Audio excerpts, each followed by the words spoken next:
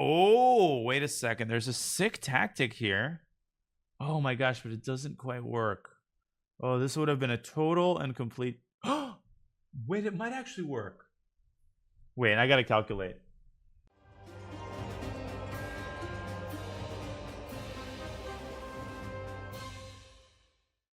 Okay, let's go. Will we get the white pieces? No, we get the black pieces against Merdad from Iran. And we get another Sicilian. This speedrun has been defined by just the...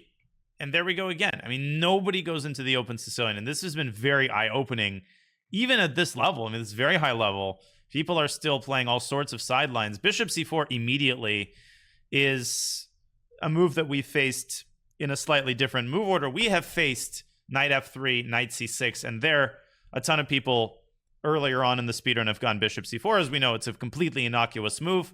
Basically, playing the Italian against the Sicilian is not really going to cut it, and the main reason why is concerned with our ability to play e6, right? Why is the bishop developed here when black plays e5? Well, it's to make contact with the f7 pawn. But when we have the capacity to play e6 and shut this bishop out, the move makes very little sense. But we don't need to play e6 immediately. White's not threatening bishop takes f7. So first, I think it's a good idea to bring our knight out. And in response to knight f3, okay, a3. So clearly this might be some sort of preparation, but I highly doubt that it is. In any case, the best way to respond to such play is to follow principles to a T. Right? If you follow principles and you develop your pieces, there's only so much that your opponent can do to you. So what I would propose here is the simplest possible approach. Just bring the other knight out to f6. And white can't even play e5 because that square is defended. That's why we played knight c6 first. Knight c3. Okay, now there's a couple of possible approaches. Some of you might be attracted to the center fork trick, which I've talked at length about. Knight takes e4. Knight takes e4, and then you win back the minor piece with d5, which is, by the way, a typical trick in this variation of the Sicilian. But here specifically, I think it might be a little bit premature, and it leads to unnecessary complications. So I think a simpler approach is just to play the move e6 now. And of course, we are preparing to expand in the center with d5. And the idea of knight takes e4 does not go anywhere. We can still very much apply that idea. It just depends on how white develops. Okay, bishop a2. Now, of course, we don't have the center fork trick anymore, but I think that we should continue calmly expanding in the center. There's many ways that you can play a position like this, and oftentimes it's, you know, a matter of taste. You don't have to go d5 because in the Sicilian, you're not expected to occupy the center with your pawns. You could even go d6. You could play this in a more conventionally Sicilian-esque type of way. Then white will be likely to play knight f3, and ultimately white could play the move d4, and you transpose back into some sort of Sicilian where white just has this terrible bishop on a2 that's biting on granite. But in this speedrun, we're trying to play principal chess. We're trying to actively punish our opponents and go for the advantage when we're facing a second or third string opening. And so that, of course, involves playing the move d5 and grabbing control of the center and trying to take it to our opponent. We take back with a pawn, and we already have a very pleasant position. I wouldn't say that black is much better, maybe slightly better, just because we have better control of the center, but that's about it. Right? White's position is still ultra solid, and there's no need for us to, to overdo it. Knight f3. Okay. So typically the priority is to develop our king side because our king is in the center. And with his last move, white has signaled a readiness to castle quickly and put a rook on e1. We don't want our king in the center when that happens. But there's a subtlety to keep in mind, which is that white also signals his intent to play d4. And the move d4 may not seem like a big deal, but if you just nonchalantly sleepwalk into cd4, knight d4, well, then you get an IQP structure where white controls the square in front of it, and you justify the placement of this bishop, which is, of course, now aimed at the d5 pawn.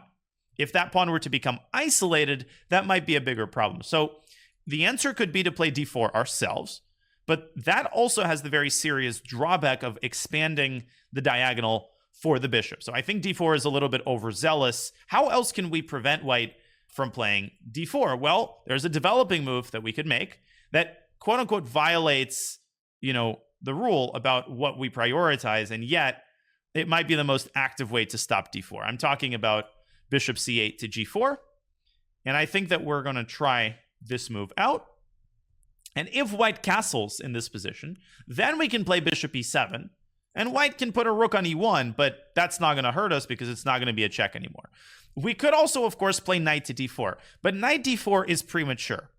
And in response to knight d4, white has this weird move, queen to e1 check. This is a worthy trick to know, actually. You should remember this. In certain situations, when you have the bishop on g4 and the knight on d4, queen e1 check gets out of the pin with a check. And if you were to block the check, then white can safely take on d4 and ruin our structure. So instead of, trying to jump the gun with knight d4, let's play it safe and simple with bishop to e7. Now knight d4 is a much more serious threat, so our opponent plays h3. Okay, fine. And where are we going to go with the bishop? There is a little bit of an issue that we at least need to calculate out, which is that if we play bishop h5, which is what I want to play, white does have the possibility of g4. And when we drop our bishop to g6, white can advance the pawn all the way to g5. And once the knight moves away, probably to e4, the d5 pawn can be lost. White can capture that pawn with either the knight or the bishop because we're going to lose a defender on that pawn. But just intuitively, if white pushes g4 and g5, his king is going to be in complete and total shambles. There is just no way that can possibly justify a measly pawn in the center. And this is something I've talked about in the last few speedrun games, where at this level, you just have to release your fear of giving up pawns, right? Minor material sacrifices are just a normal part of the game, and you should do it essentially without batting an eye. So we're going to go bishop h5, and our opponent goes for the line. Now, so the sack on g4 here is interesting and should be taken very seriously, but I don't think it works, although we should investigate it for a little while. Knight takes g4, hg, bishop takes g4. The problem is that white takes on d5 there with the bishop and simultaneously defends the knight on f3, taking the sting out of the move knight d4. So I'm not going to spend too much time on it. Let's go bishop g6. Let's see what Mehrdad comes up with in this position. Okay, d3. So our opponent kind of fakes us out a little bit and then plays d3. This, of course, does give us, if we so desire, the opportunity to play h6 and prevent white from playing g5, or at least make it futile. Okay, so we can play h6. We can ignore the threat of g5 and just castle kingside, which is, of course, the preferable thing to do. But then after g5, already with the pawn on d3, what that means is we don't have the e4. We can't jump to e4 with the knight. So in that case, we're going to have to drop the knight back down to d7. Then white takes on d5. Still, I think black has good compensation for the pawn, but I'm not as convinced in the rectitude of this approach. I actually like the move h6 here. I think it's a tempo, right? So we're using a tempo, but we're really taking the heat off of the d5 pawn, which I think is pretty important. Yeah, we could also play d4, but I'm hesitant to play this move because it opens up the bishop. For some reason, I have like a mental block about the move d4. Also, it helps the knight get back to e2, and then the knight could shuffle over to f4, and with the diagonal open, the bishop on g6 would come under some fire. So, okay, let's speed up a little bit here. Our opponent's playing instantly, so let's castle. Yeah, I think black is doing a-okay here.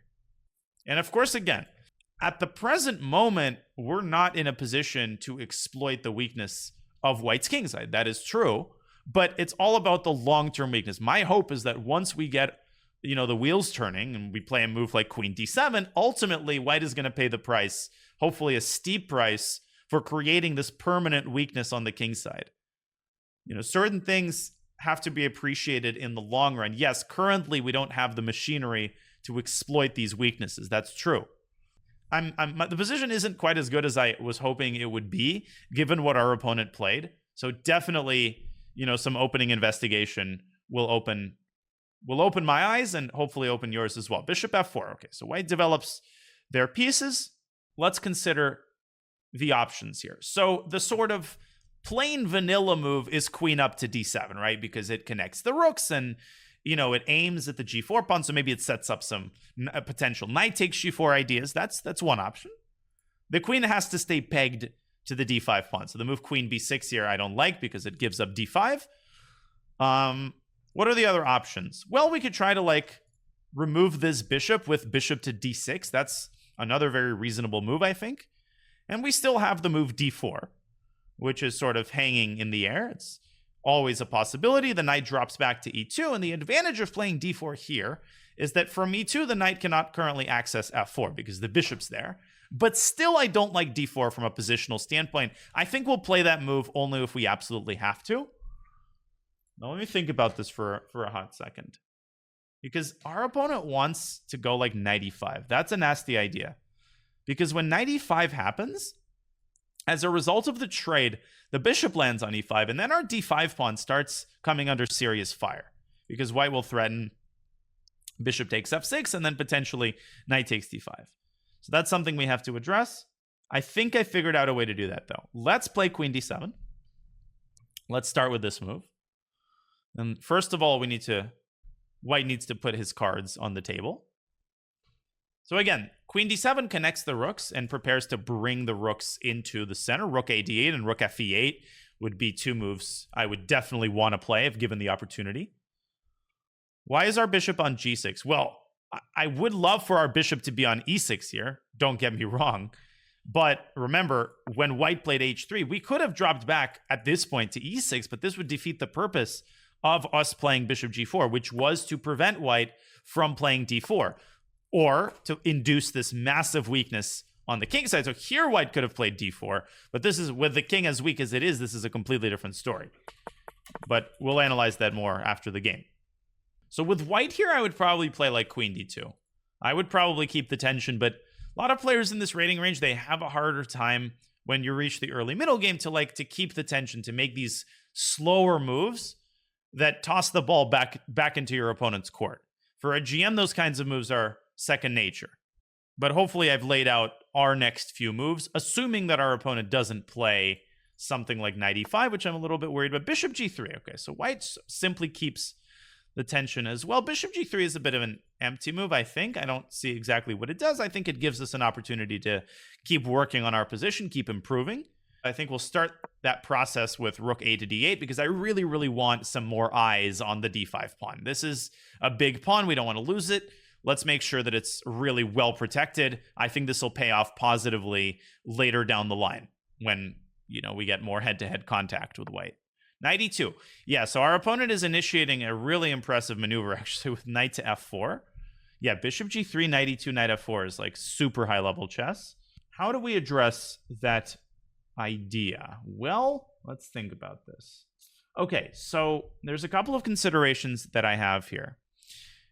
I think that we should start with a sort of, I would call this a semi-prophylactic move, because knight f4 does in fact threaten to take the bishop on g6. And I say threaten in air quotes because it's not literally a threat, but we definitely don't want to ruin the kingside structure. That would also open up the diagonal for the bishop. It should be self-evident why you don't want to give the bishop up on g6. So I'd like to start with the move bishop to h7, just tucking the bishop away on a safer square. And then after knight f4, we have a tempo that we can use to do basically whatever we want. What do we want to achieve here? Well, we still have the move rook f to e8, which is kind of in our pockets. There's a bigger fish to fry here, which is the fact that this bishop is starting to annoy the heck out of me. This bishop is becoming a big problem. And now that the knight has gotten to f4, white is exerting even more serious pressure on d5. So I'd like to mitigate or at least address that problem.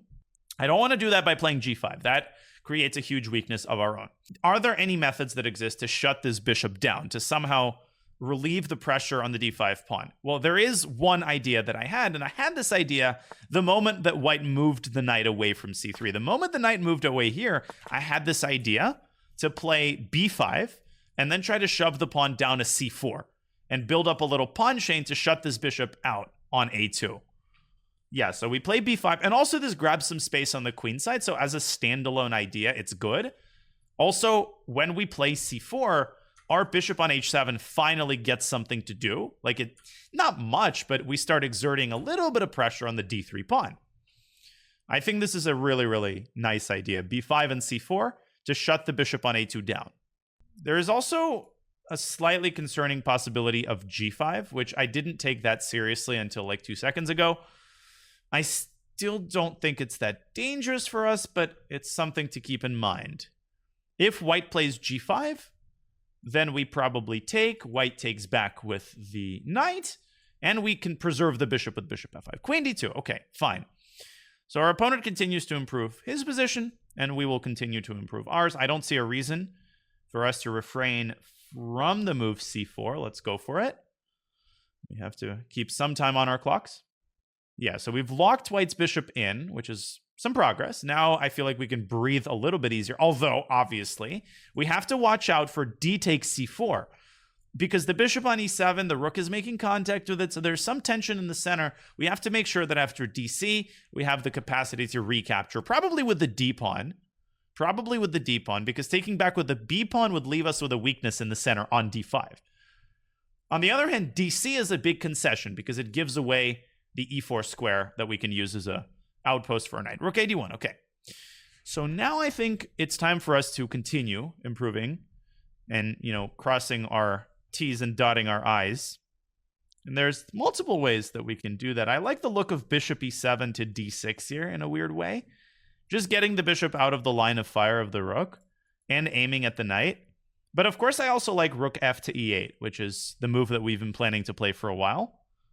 Let me think about this for a second. Our opponent is playing phenomenally, so this is not going to be an easy game. I'm going to take a moment to think here. Okay, actually, there's a third thing that we can consider doing, which is moving the queen away so that the rook x-rays white's queen. Also an interesting thought. Something like queen to c8 here, queen to b7 could be worth investigating as well. Actually, I quite like the look of queen c8. Yeah, I like the look of queen c8 here because it takes the sting out of the move d takes c4. Then we can recapture with the d-pawn, and we're groovy, we're chilling because the rook is attacking the queen. Also, I was unhappy with the placement of the queen here because in certain lines, knight e5 comes with tempo, and I don't want knight e5 to come with tempo. So we're going to tuck the queen away on a somewhat more protected square. Let's see what our opponent comes up with now. Yeah, bishop c5 also would have been very feasible. Yeah, bishop c5 would be a serviceable move also, and it might be the move we play next. We want white to play d4. If white plays d4 here, we're like unbelievably happy because we get the e4 square, and white no longer has any pressure in the center, and then white's queen and rook look dumb.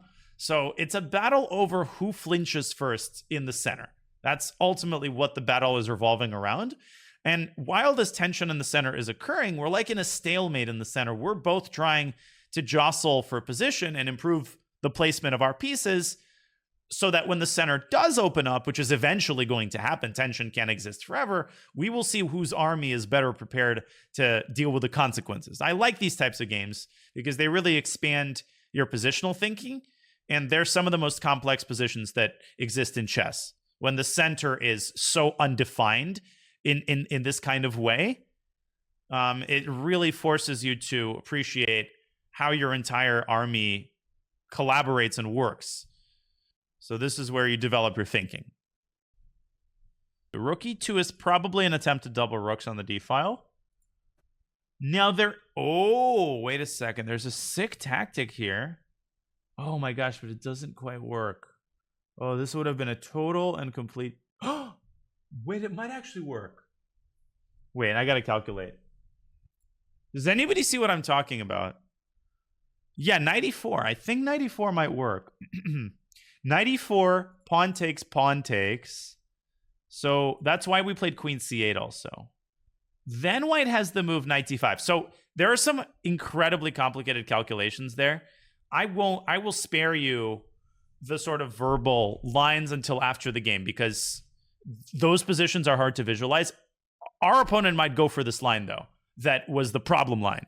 The reason I thought this doesn't work is after DE, white can block the attack on the queen with knight f4 to d5. Hopefully everybody kind of can visualize that move. And in that resulting position, if we play e takes f3, then white has rook takes bishop on e7. And 97 check is a 4, king h8, knight c8, rook d5, rook d5, rook c8, but at the end, black is down a minor piece. So after de, knight d5, I found a follow-up tactic that exploits the undefended nature of the rook on d1. Does anybody see that tactic? I mean, I can ask you while our opponent is thinking in this position. After de, knight d5, there is a move that obviates the need for all of that calculation. It's a simple idea, actually. Very nice. Alf Chess, you deserve a sub. De, knight d5, rook takes d5, drawing in the queen and then pinning it with rook to d8. Okay, it's a total moot point. Our opponent doesn't do it, but our opponent has made a very serious concession. He's allowed us to take the bishop on g3. By eliminating the bishop, we're loosening some of the glue that holds white's position together. The bishop was what I would call a glue piece, and without it, this has to signify progress for us. Now, we can't rest on our laurels because rook takes e7 is now a threat. That gives white 2 pieces for a rook, so we need to do something with this bishop. Where should we move it? Well, we can move it a bunch of places. I like the square f6. The only problem is then it might run into some knight h5 shenanigans. So that could be a bit of an issue. Bishop to d6 looks pretty good, actually. I like the look of bishop d6. Yeah, let's play bishop d6. Let's play bishop d6, which is the square that we've been talking about earlier. And we're pressuring the knight on f4. But tactics here are important. Knight takes d5. The rook x-rays the knight. So I believe there's bishop c5 check there to justify this move. And the knight could block there with knight e3. But then we just play c takes d3, c takes d3, and we can take again on d3, and black gets a huge initiative. We want to open up the board now that we have the bishop pair, and now that white has this terrible piece on a2. Okay, d4. All right, so this is more good news for us, because now the bishop is at least temporarily out of the game, although it could rejoin the game via b1, and then white could play c3 and open up the bishop. But that gives us a couple of tempi where we have an extra man on the field. What do we want to achieve here? Well, we could take the knight on f4, but I don't really understand why this trade favors us, and it corrects white's pawn structure. Free visit to the orthodontist. Queen c7 walks into knight takes d5, because then the queen is hanging. Maybe queen b8 is an interesting move. Queen b8 actually is a very high-level move. Queen b8. The other move that I like here is rook f to e8. Just basically contesting the e-file and saying, hey, you're not having the e-file all to yourself. But queen b8 is a devilish little move. Queen b8 is a devilish move. I like queen b8. It's a move that has a little bit more pizzazz, you know? Because you're building up the battery on the knight, and of course the tactics here are knight takes d5, runs into bishop takes g3, and that's a double attack, because then the queen is attacked, and the knight on d5 is attacked, and notice also that the e7 square is defended by our knight, so knight e7 check is never going to be a valid intermezzo. So hopefully that explains why knight takes d5 doesn't work. We are now threatening to take twice on f4. So the only way that I see for white to defend, well, there's two. There's queen to d2. And then there's the move I'm slightly more afraid of. Hopefully our opponent doesn't play it. And the reason I'm more afraid of it is because I think I underestimated it. But we'll see. We'll see what our opponent does. What I'm hoping for is queen to d2. And that's what happens. There was also the move knight to e5, which got me a little bit worried. So the great thing about queen to d2 is that it puts the queen on the d2 square. Okay, that means there's a move which we could have also played here, but here it was less effective. There was this move bishop e4, but it would have run into knight d2. Although now I realize that there we can play knight takes d4. But long story short, now we can play bishop e4, and that bishop is very, very safe in the center. And we're starting to really massage some of these weak squares in white's territory. We're making progress. We're making progress. We're getting a little low on time, but I will speed up if things get down to like a time scramble. The next few moves are crucially important, so let's see if we can invest some time, and then once we get down to a time scramble, I will speed up. I mean, I'm also legitimately thinking about what to do. No, g5 is a move that has to be played with a tremendous degree of caution, because it creates just massive holes on the king side. Rook f2. That's exactly what I was slightly concerned about. Let's see. What can we do here? We need to continue accumulating. We need to improve our position. Okay, g5 actually does make some sense, but after knight h5, bishop g3, that gets very tactical, and we're low on time, so I don't really want to go for that. I mean, maybe g5 is good, but I can't evaluate it. It's too hard to evaluate. Okay, so b4 is an option here. A takes b4. But that's a bit of a dead end because knight b4, bishop b1. Maybe we just play a5 and we improve our position. Maybe we go rook fe1. Yeah, let's go rook fe8. Let's make a neutral move for now just to improve our position. And these are the kinds of moves. When you start getting low on time, you have to be comfortable to sort of like defaulting to moves like this. You just have to sense when to play them. Okay, c3, great move by our opponent. This intends bishop b1. Now I had a very cool idea. I think a very cool idea. Okay, we can play a5 and b4. That's one cool idea. Actually, a5 and b4 looks sexy. Yeah, let's go. Let's go queenside attack. And this is the classic queenside attack. Everybody, or most people in the chat, should be familiar. We just push a5 and b4, and we try to smash through the queenside just in the nick of time, while the bishop is still sort of holding the fort, which is not going to be the case for very long.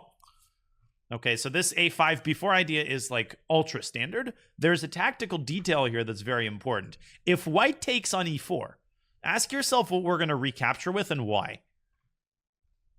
And the answer is the pawn, because after de4, the knight hangs, and e3 with a fork against the queen and the rook loses material for white. And how did I see that? Well, anytime queen and rook are in forkable spots, right? One square away on the same rank, then you have to be aware of the role of pawn forks. If it was our move, what are we actually threatening here? We're not really threatening BC, because BC, there's queen takes c3. We're threatening BA, because BA, white can't take back because the bishop on B1 simply hangs. Don't forget about the queen that we put on B8 and white misses it. I think king G2 is panic. I think it's panic. And I think after BA, we have finally broken through at least the initial shell of white's defense. There's plenty of work to do. This is just a pawn for the time being. But once we take that pawn, white's whole structure on the queen side starts to collapse. So, what's going on in this position? Well, our bishop is doing just an amazing job of holding everything together. It can't be captured. Okay, so and this is always what happens. Right, at some point, and I've talked about this kind of type of game, I would call this like a game arc, where somebody plays super well. You keep putting pressure, and the collapse happens in like 1 or 2 moves, right? At a GM level, a lot of the wins are over the course of like 20, 30 moves, and there's like tiny inaccuracies. At this level, we still see that when you put a certain amount of pressure on people, they'll make like 2 huge blunders in a row, which is essentially what happened here, although white was already worse. Okay, what do we take with? Let's be disciplined here. There's 2 ways to win. There's one slightly fancy way. The other is the working man's approach. The working man's approach is just to play bishop takes c5, and that's what we're going to do because the bishop cannot be recaptured. White's probably going to play BA, and then we have a very pretty follow-up tactic that simply ends the game. If white plays BA, okay, let's see who can find it. There are several ways to execute this tactic. You can carry it out in 2 different ways, but one is more forcing than the other. Yeah, Double Jared found the second one. So a lot of you guys are seeing bishop takes d4 and e3, but one piece of advice, which is just a no-brainer. When you have a 2-move tactical sequence, right? A tactical sequence, you should always test what happens if you switch up the move order. Because sometimes you'll just find that it's a much better, much cleaner execution. And in this case, I think it is bishop e3 is more forcing, right? It's forcing queen e3. Then bishop takes d4. It's easy to see that we are winning overwhelming amounts of material. Yeah, e3, bishop takes d4, attacking the queen 2 different ways. The bishop is defended by the knight and by the rook, which is important because if white takes the bishop with the pawn, then obviously white loses the queen. If white takes with the queen, then white also loses the queen. That's it. The game is over. Okay, so again, we want to be super clinical at this level. So there's a move here that very few people would play, and yet it is, I think, the best move. Because if you take the rook, then you give white a choice of minor pieces to recapture. It doesn't freaking matter. We're up a rook. But again, let's build good habits. Okay, don't overthink it. Rook e3 blunders the knight on c6, and then you don't have anything to capture in return. Okay, instead, you can make a different type of intermezzo, which is knight c6 to e5. Hit the queen first, then take on f2, and you will be able to keep your knight that can then jump into d3 with decisive effect. And knight e5 is just that cherry on top kind of move. Precision is something that you don't want to overdo. So if you see a win, go for it. But, you know, we're getting to a 2000 level where moves like knight e5 are important to winning games fast and efficiently. This was an interesting opening, though. I actually don't know the best way to play against this. Like, I've seen people play this before, bishop c4 and a3. I know it's an obscure line, but this is where the learning happens. See, I don't know the theory of that line either. So we use the engine, and we use the game database, and we figure things out. Okay, queen e4. Thankfully, our opponent isn't stalling out. Okay, now we obviously take the rook on f2. Now the rook on d1 is hanging, and if white captures it, then we play queen takes d8 in order to keep the x-ray against white's queen alive, right? We take with the queen, not with the rook, so that if white plays king takes f2, we have actually a choice of discovered checks that we can deliver in order to win the white queen. No, this is resign time, I think, for our opponent. There we go. Very nice. Thank you. Yeah, that was nice. I'm going to pull up ChessBase. Actually, I already have it open. And we're going to take a quick look at this particular mover. Now, I want to remind you of what we have faced in the past. What we have faced in the past is the Bowdler attack, the more traditional version of it, which is to start with knight f3, then to play bishop c4. I even taught this to Charlie. And here, if I remember correctly, the move that I looked at was e6, castles, and knight f6. This is the move order that we've looked at. And then if white plays rook e1, there's the center fork trick where you take on e4 and play d5, and black is fine. If white plays e5, then you go knight g4, rook e1, and d6. I'm pretty sure I remember looking at this position and thinking that black is doing great. But this move order is a little bit different. So knight c6 has to be good. And now a3. Now a3. Okay, so according to the engine, knight f6 is fine. Knight c3. Okay, interesting. And e6 is best. So we played this accurately. e6 is best. Bishop a2. d5 is best. Okay, so we didn't play this too badly. ed, ed, knight f3. Okay, so this is interesting. Bishop g4 is good, but according to the engine, the best move is in fact to play d4. Huh. Oh, and there's a very concrete detail that I didn't foresee, which is that after knight e2, who can tell me, let's see if anybody can figure out the best move for black here. The fact that I'm already asking you is like a hint, which basically means it's something that's not just like, oh, bishop d6. There's something you have to do.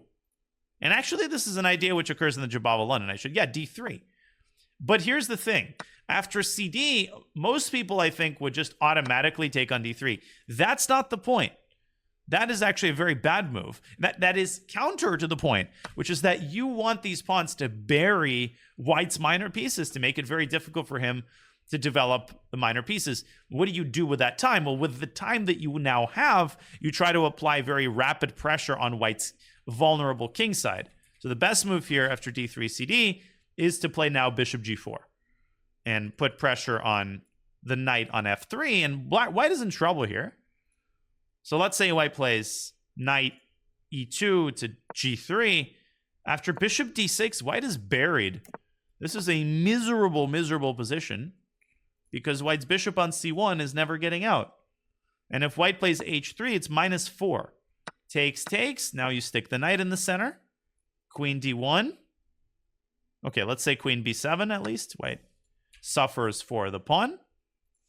Now bishop g3, fg, and you sack another pawn. So you give up a7 as well. But now you just go after white's king. Knight e2 check. And king h2 is forced to defend g3 and just queen to d6. Oh, and this is so sexy. After rook f3, who can find the crushing move? This is really, really pretty. Yeah, knight g4. I mean, Anastasia's mate. Look at that. And look at white's structure. And this tells you all you have to know. And if king h1, then the winning move is queen d4. Because you're aiming at the g1s. And what is the underlying problem in this entire sequence? It's the fact that white's queen side is not playing. White can't defend all these squares. Rook f1, knight g3's mate. You could even do this. I mean, you don't deliver a mate like this every day. So that, I mean, we went very far. Obviously, that line is unlikely, but this gives you a flavor of how dangerous this idea can be. And this idea exists also in the Jobava London. There's a line in the Jobava London. I actually had for those watching on YouTube, I had a blitz game in this line today, just before I started the speedrun stream. So in the c5 variation of the Jobava London, and the course link is in the description, there is a line where black plays cd, queen d4, knight d7, knight c6, bishop b5, bishop d7, takes, e5, knight d7. So in this position, it's the same type of idea. What does black want? Well, black wants to play e6 and develop the dark squared bishop. So what do? We play e6 ourselves. F takes c6, and we pile up on this e5 square to make it very difficult for black to bring out his dark squared bishop. Now black can try to dislodge white's queen from d4, and the line goes on. Queen d2. Black can fianchetto the bishop, but fianchettoing it is just not as good, and this pawn structure in the center is remarkably weak. Here white is supposed to castle queenside and play rook he1, and white gets a great position. Lots of different openings where this idea is applied. So the lesson is the move is d4, followed by d3, followed by bishop to g4. Now, what else do we want to explore here? I guess, according to the computer, queen e2 check is slightly better than knight e2, because what this does is it allows white's knight to get to e4. But still we play d3. Still we play this move. cd. Actually, no, knight f6 check. Black will start with. gf. So we don't mind damaging our structure a little bit. Okay, c takes d3. And now apparently after bishop g4 still has huge problems for white. Because knight d4 is coming. And this queen is in trouble. And if white plays queen to e4... then we simply defend the bishop and we castle queenside. And again, white is playing without his queenside. So white is supposed to play like this. Take with the queen rather than with the pawn, which is not easy to do, by the way. And still takes bishop g4. It's minus over plus. Bishop d5 is probably the human move. And you just castle queenside. You don't give a damn about pawns here. And we're happy to give them up. And the engine move here is funny. Engine just gives king c7. Engine doesn't give a shit. And just like, I'm just improving my position because white is paralyzed. This is the concept a lot of humans don't fully understand. It's like paralysis. The fact that white can try b3.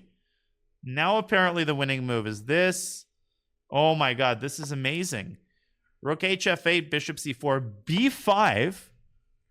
Who can tell me the idea of the move b5? This wins the game, by the way.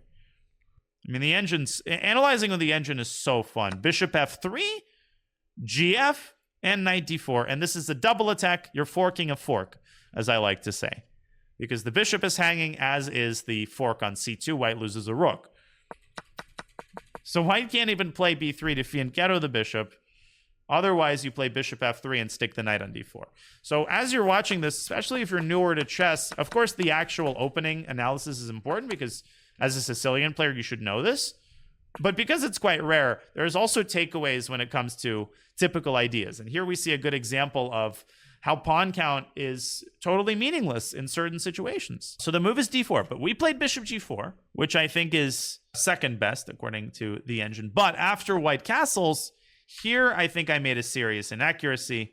Yeah, bishop e7 allows h3 and g4, and now white gets very active. So the best move here was again to play d4. Again to play d4. And after rook e1 check, black is only slightly better here because white has this trick with rook e1 and knight e4, but still d3.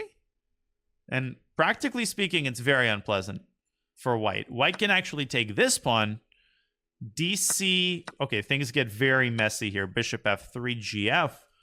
Now you're supposed to bring the rook into C8. But this threat of knight D4, I mean, white's position is still very, very, very unpleasant. So still you play D3. This is the central idea that I failed to properly grasp, failed to appreciate. Instead, I missed the opportunity, and white was able to drive in the pawn to G4 and start pressuring the D5 pawn.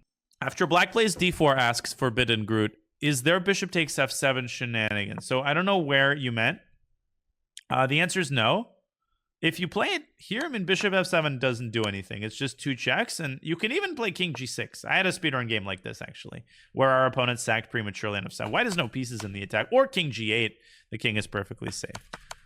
Versus in this position, no, there's still no bishop F7 shenanigans. Remember, this trick only works when the bishop on G4 is undefended. Remember that. When the bishop is defended, it doesn't work because the bishop is defended. So the answer is no. Is H3, G4 really that good for white? Yeah, I think black is preferable here, but I would say the position is closer to equal than to an advantage to black. Okay, we had another question. In that D4 line, after knight G3, can white do knight E5? Okay, so let's see. In that D4 line, knight G3, bishop D6. No, I mean, knight E5 never works because the queen is pinned and bishop F7 is never mate. So, no, none of that kind of stuff is working here. My only question is, after you played knight E4 and they went queen E1, why knight takes G3 instead of knight G5? Okay, so that's in the game, and we'll get to that moment. All right, so looks like everyone's clear on the opening front. So bishop H5, G4, bishop G6, D3, which I think is a good move. Of course, like G5 is the move that we had to. Oh, black has a brilliant response here. I will admit I used the engine. Black has a brilliant response to G5. And I know this idea. This is an idea that I can even show you a game that I played to help you find this move. This is a type of idea that I've seen also in many openings where basically a pawn moves past a certain square and it opens up like an incredibly nasty pin against that square. Here's an example of a game that I played where that exact thing happened. Okay, so I was playing white in a Ruy Lopez. And I was much better, but then my opponent hastens his defeat. So in this position, okay, white is fantastic position, but the game continues. But my opponent makes a losing move. He plays a very positionally sensible move, B4. The idea is to carve out the D4 square for his knight. What does black miss? What does black miss here? And this move just escaped his attention. Not knight H5, come on guys. Knight H5, just GH. Bishop A4. Yes, bishop A4 ends the game. Because the knight is pinned. There's no pawn defending the knight. That's one of the ways to assess whether a pin is dangerous. And if black defends, then he loses the other knight, which is also pinned.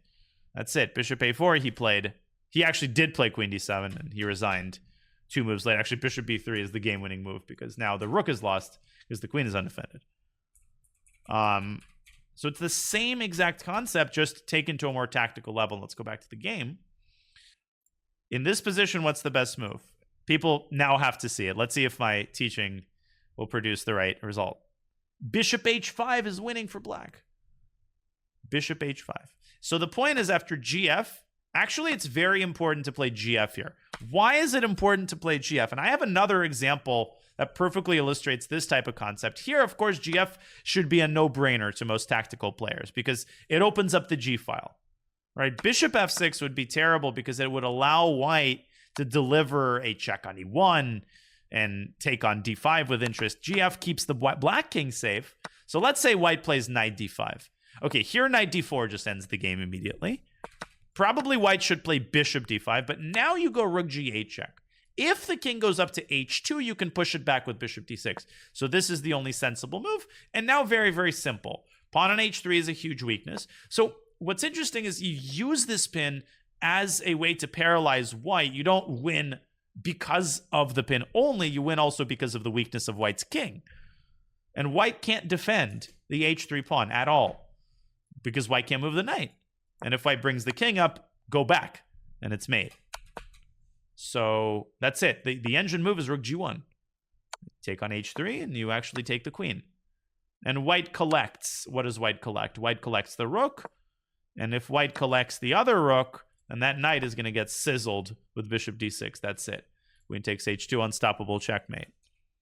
So, spicy lines here. Bishop h5 was the winning move. That went over my head. I didn't see bishop h5. I saw a similar type of example recently. Let me see if I can find it and set it up quickly for the folks on YouTube. This is from a Naroditsky book, and I was like, my mind was blown by this example. Just a moment. This is in a Naroditsky book called Chess Tests, which I can recommend to people looking for super high-level training. I mean, these are very high-level exercises. Okay, this is a cool position to think about. If you're watching on YouTube, I highly, highly recommend that you pause and give yourself like a minute or two to think about the position I'm about to project on the screen, because it really will help develop your tactical thinking. Okay, so it's this position, and it is black to play in this position. And black is able to win this game with a remarkable idea. I mean, this idea is just freaking amazing. But what do we see when we look at this position? Well, what we see is that the knight on f3 is subject to a very dangerous pin. Okay, so, well, that's obvious. But the problem is you can't exploit the pin right away. You want to play this move, but you can't because GH. Now, most of you are already saying that f4. What does that do? Well, not as much as you would like for it to do, because what's the big problem? You don't have a third piece that you can use to apply pressure on this knight. If you could just blow on this knight, it would fall over, but you just don't have that last piece. White, in the meantime, can start bringing in the reserves. So, for instance, white could make this move and try to get the knight around to d2, and then the knight on f3 is suddenly reinforced. So there is an idea that allows black to involve another piece. Let's see who can find it. It's rook g8. Alf Chess got it. It's rook g8. And no matter what white does, white has no moves, because this move walks into a fork. Everybody should have seen that. That's why white has no threat. Let's say white makes a move like knight b1. Now you can play either knight h4, but even better is to play knight h4, gh, and g5. This is the idea of rook g8. And black wins. And black wins because white is busted. After hg, rook takes g5 check, wins the queen. Obviously, if the king moves, then it's mate. If knight g5, then just bishop takes e2. And the game is over. There's just nothing that white can do after rook g8 at all. Let's see how the game continued. I don't remember what game this is from. It's saying... Oh, it's saying it doesn't find it. Maybe this is a training position, actually. Rook g8, knight b1, knight h4, gh, g5. If white ignores with knight b to d2, I think the powerful move here is actually g4. g4. Because you're threatening to take the knight, and if white takes, you take with the rook, and you're just massacring white on the king side. King h1, rook takes h4, and white can never move the knight. King g2, queen g7, and it's checkmate on the next move. So, such an amazing move. Just shows you how powerful pins are, and they are particularly powerful, of course, when the pinned piece is not protected by a pawn. Okay, back we go to the speedrun game. Sorry for the long detour, but hopefully these examples were semi-illuminating. So our opponent demonstrated good intuition, and I think so did we. Because now h6 is necessary. Here, if we castle, we have forfeited the opportunity to play bishop h5. It's not the same anymore. Although computer still gives equality here, which just tells you how powerful this pin is. But here we don't have the same attack on white's king. So some of you are asking, can white play g5 here? Anyway, yes, but then the h3 pawn is going to be caught under fire. So, like, this position is horrible because of a rook takes h3. And white's king is just in shambles. Yeah, PPP is right. So, rook e1 is sensible by our opponent. I think black is slightly better here. Slightly. But not that much. Bishop f4. And we improve our position with queen to d7.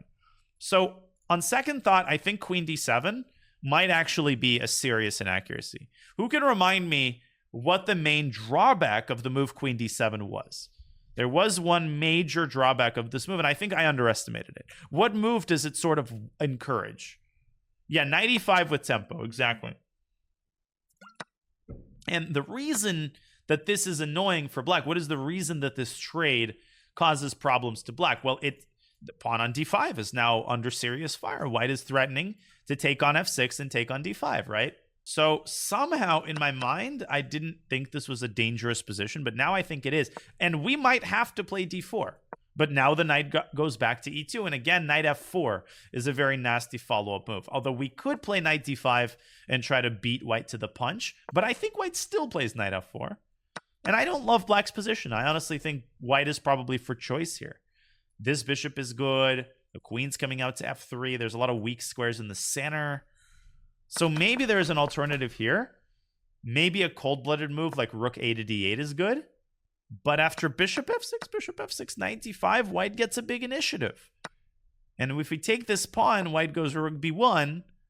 And if you just eat up all the pawns, you're going to get screwed on the 7th rank. Rook e7 is very strong. Queen b6. Now apparently, yeah, rook b takes b7, and white gets the piggies on the 7th. Black's bishops are suddenly all over the place and doing absolutely nothing. So I think queen d7 by me was a very sloppy move that could have been punished. According to the engine, best would have been to actually play the move that I mentioned this even, to play bishop d6 and try to neutralize white's bishop on f4. Of course, white would have kept the tension with queen to d4, and now something like rook to c8, just sort of improving our position, would have led to perhaps a slightly better position for black. Okay. Alpchess has a question. In the line that we were just analyzing, what happens if we play bishop d4? Rookies. Oh, beautiful idea. Alpchess is on fire. Here, there's this idea. And what happens if white takes on b7? There's a check on g3. And black takes everything on the king side. Unfortunately, white is under no obligation to take on b7. And I think white plays this move, defending the g3 square. And black is still in trouble. You're right. This is the top computer move. Yeah, and I mean, just look at white's pieces, right? White's pieces are just super, super active here. And black is losing some pawns on the queen side. So it's a nasty position. So a very instructive moment. Queen d7 could have been punished, but our opponent made a very slow move. And I think already after we play rook a d8, maybe white should still play knight e5.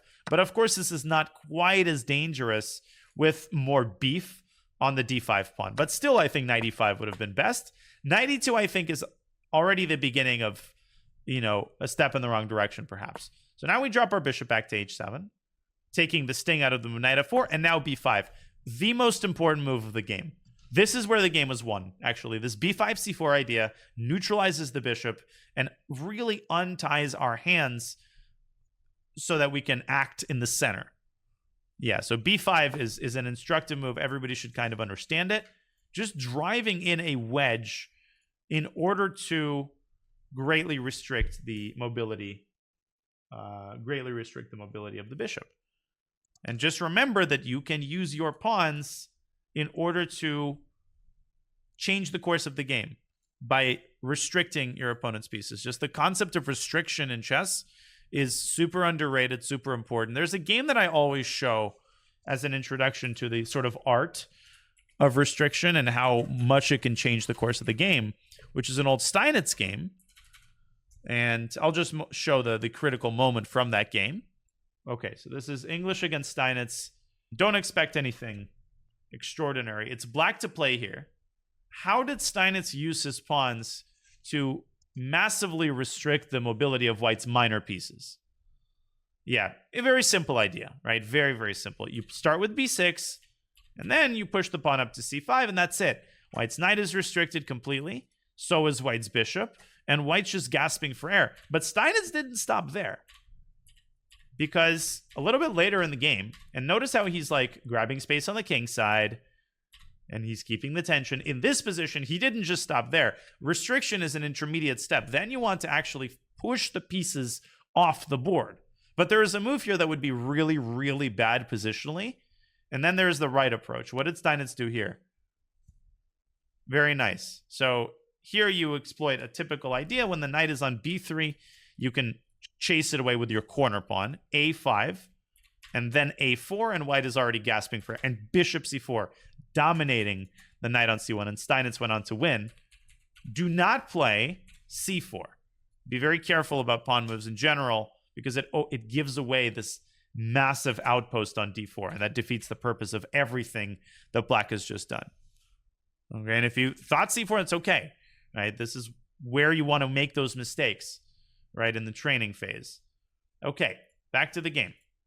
So I really want to get to the sort of calculation part of the game. So after b5, I think black is clearly better.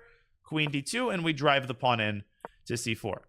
And I'm actually really happy with the move queen c8. I think this move is one of the key cogs in our machine, because that opened up the doors to knight e4, which I will admit I did not see the idea of knight e4 when I played queen c8.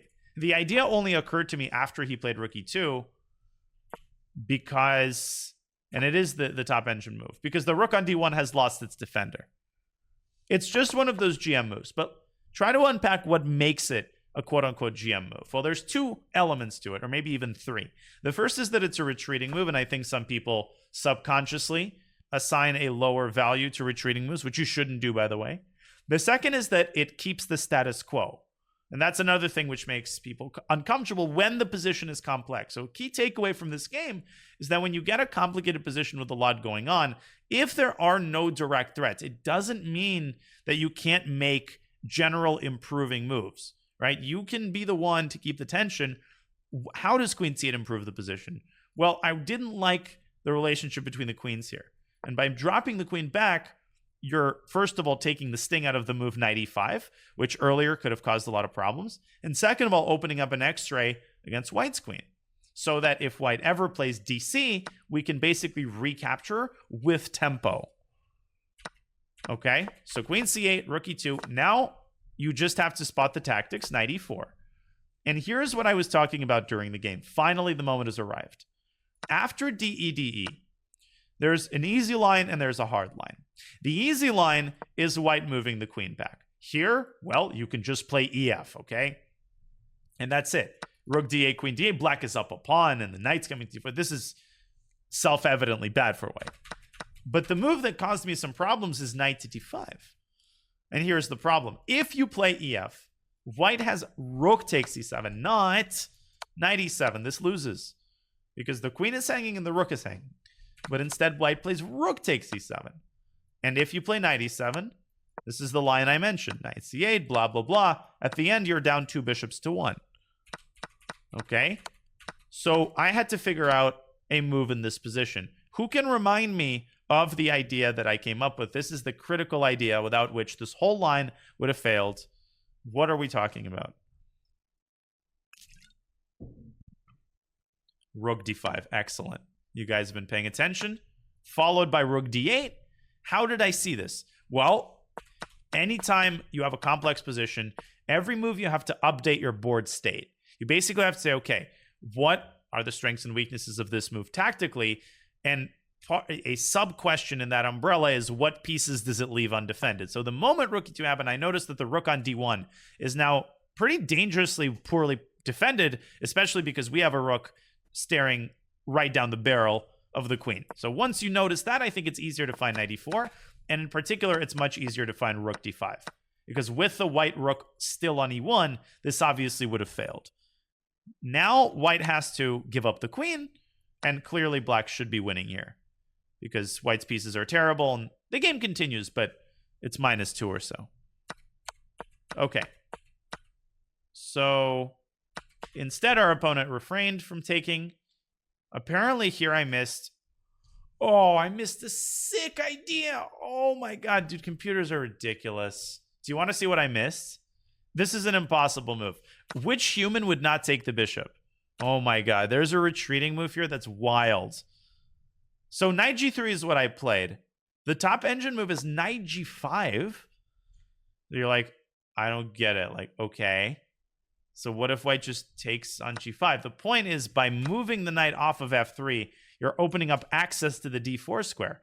By opening up access to the d4 square, you're opening up access to the rook and the f3 square. So what's the idea? You take back with the pawn, and white has to spend a tempo moving the knight, and bang, knight d4 wins the game.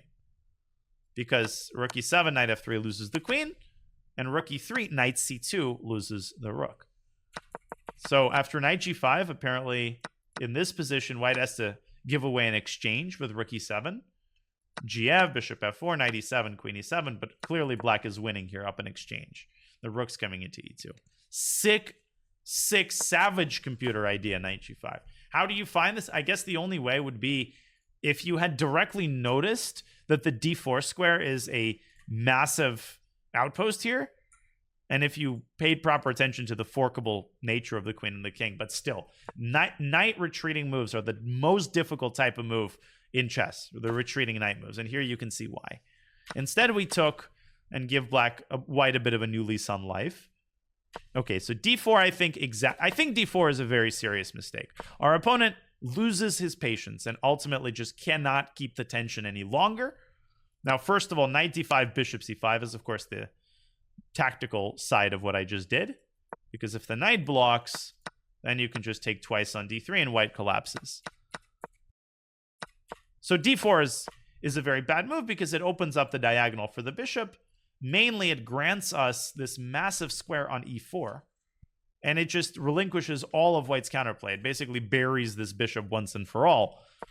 What should white have done? Well, probably some random move to keep the tension. The engine suggests king g2, right? One of those moves that just like you just play it to toss the ball back into your opponent's side of the court. And it's actually hard for black to improve this position. Probably we would have dropped the bishop back to c7 because now knight takes d5 is already a threat. Again, update the board state. What does king g2 do? Oh, bishop c5 is no longer a check. Oh, I need to defend the d5 pawn. So bishop c7, and black is much better. We can play a5 b4. We can play queen to b8 on the next move and harass the knight as we did in the game, but the game would have continued. Still very, very unpleasant. So d4, queen b8, queen d2, bishop b4 is already the beginning of the end, and it doesn't take very long for white to collapse. Rook f8, improving. c3, and bang. Going after the queen side, not letting white breathe at all. I would say that in this position, white can keep his cool, at least keep himself in the game, by protecting the bishop on b1. I think white's only move in this position would have been rook f1, which is a very difficult move for most players because it's hard to figure out what's going on in this position. Maybe also just taking on b4 and then going rook f1 would have been even slightly more accurate. Because here, after bc, you can safely play bc, and the bishop on b1 is protected. So what would we have done in this position? Well, probably we would have doubled rooks on the e-file. So we would have played a move like rook e7, and then rook de8. But the thing is, white can already take on e4, because after de, there's no fork threat, and the engine somehow... Well, e3, queen e2, you can actually play g5 and fork the knights. But white gets some active counterplay here. Black is winning, but white gets some practically active counterplay. So these are like minor details as to how our opponent could have stayed in the game longer. The bigger, broader picture is that by this point, white is under massive practical strain. And it's not a surprise that our opponent just focused on the wrong thing and forgot about the queen side, and ba wins the game.